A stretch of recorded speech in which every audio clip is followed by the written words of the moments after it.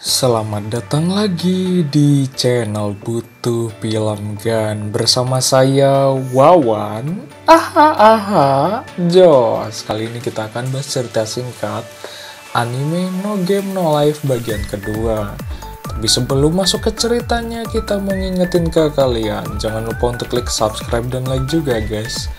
Ayo sama-sama bantu channel ini supaya memberikan hiburan ke semua orang, oke? Cerita berlanjut, setelah mendapatkan tahta kerajaan, Sora dan Shiro menyerahkan tanggung jawab sepenuhnya kerajaan Elkia kepada Stephanie. Sehari-hari kedua bersaudara itu kerjaannya cuma main-main dan membaca saja. Sampai akhirnya Stephanie melabrak mereka berdua di kamarnya. Stephanie lalu menantangnya untuk bermain blackjack, seperti sejenis permainan gaplek juga. Dia juga mencoba melakukan pengocokan kartu secara ilusi alias ngawadul. Tetapi sayangnya dia kalah lagi oleh Sora. Setelah itu mereka bertiga berjalan ke kota.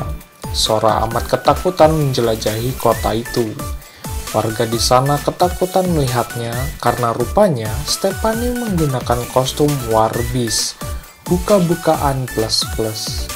Stephanie lalu mencoba beberapa permainan dan menantangnya lagi, namun gagal. Sebagai pertaruhan kekalahannya, Stephanie mau nggak mau harus buka-bukaan plus-plus. Sampai akhirnya turun salju yang rupanya Avanheim, bagian dari Phantasma melewati kota Elkia. Mereka bertiga bergegas mendatangi dan menantang monster tersebut.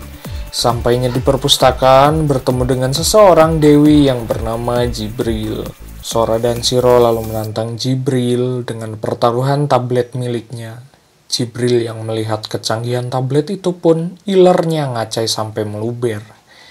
Jibril pun menyelidikinya. Rupanya meskipun mirip Imanity, tetapi Sora dan Shiro merupakan sumber yang tidak dikenal dan bakal menjadi pengetahuan yang baru.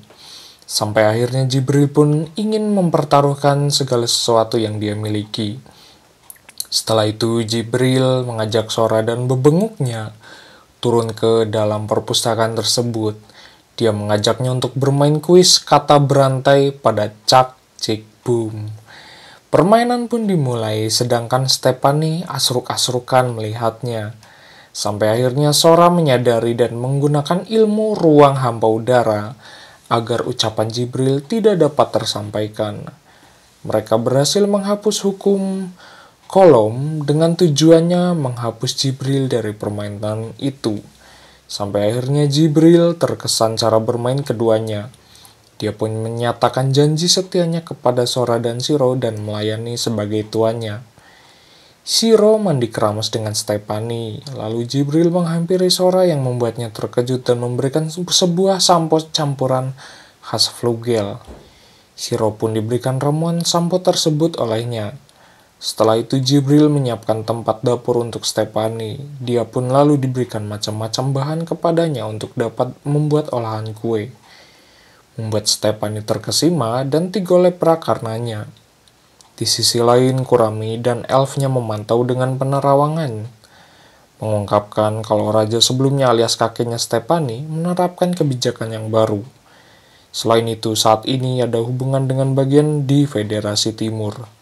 Singkat cerita, Stephanie membawa donat itu ke perpustakaan untuk hidangan Sora dan Shiro.